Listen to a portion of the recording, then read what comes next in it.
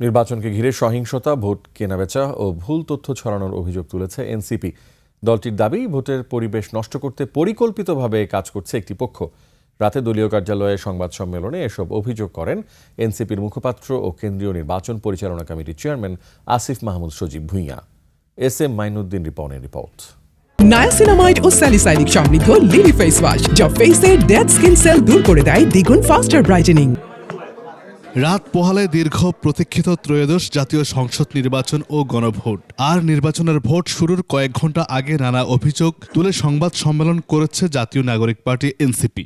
আমরা সারা দেশে এক ধরনের মিসইনফরমেশন, ডিসইনফরমেশনের ওয়ার দেখতে পাচ্ছি। নির্বাচন কমিশনের ভূমিকা প্রশ্নবিদ্ধ উল্লেখ করে এনসিপির নির্বাচন পরিচালনা কমিটির চেয়ারম্যান আসিফ মাহমুদ সজীব ভুঁইয়া বলেন, সব ধরনের প্রোপাগান্ডার বিরুদ্ধে কঠোর ব্যবস্থা নিতে হবে। নির্বাচন কমিশনের কিছু ক্ষেত্রে অবহেলা রয়েছে, যেমন নির্বাচনে যেই প্রায় 50,000-এর অধিক পর্যবেক্ষক মাঠ পর্যায়ে আছেন, তাদেরকে লজিস্টিক্স থেকে শুরু করে তাদের কার্য সম্পাদনে যে সহযোগিতাটা করা উচিত ছিল নির্বাচন কমিশন সেইটা যথাযথভাবে করেনি। ফলে আমরা শঙ্কা করছি যে এই পর্যবেক্ষকরা যথাযথভাবে তাদের দায়িত্ব পালন করতে পারবেন না। গণমাধ্যমেরও সমালোচনা করেন আসিফ মাহমুদ সজীব ভুঁইয়া, বলেন মিডিয়াগুলোর নিরপেক্ষতা বজায় রাখা উচিত।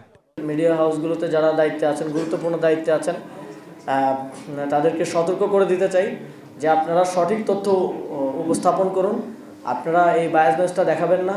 5ই আগস্টের পরে আমরা যথেষ্ট ধৈর্য ধরেছি, আমরা যথেষ্ট ছাড় দিয়েছি 5ই আগস্ট পূর্ববর্তী আপনাদের অবস্থানের কারণে, আপনাদের লেসপেন্সারের কারণে, কিন্তু এবারের নির্বাচনের পরে কিন্তু সেই ছাড় দেওয়া হবে না। সবাইকে নির্ভয়ে কেন্দ্রে গিয়ে ভোট দেওয়ার আহ্বান জানান এনসিপির এই নেতা। ভোট যাকেই দেন আপনি ভোটটা দিতে আসবেন, কেন্দ্রে এসে আপনার ভোটাধিকার প্রয়োগ করবেন। SM Mainuddin Ripon, 21 television, Dhaka.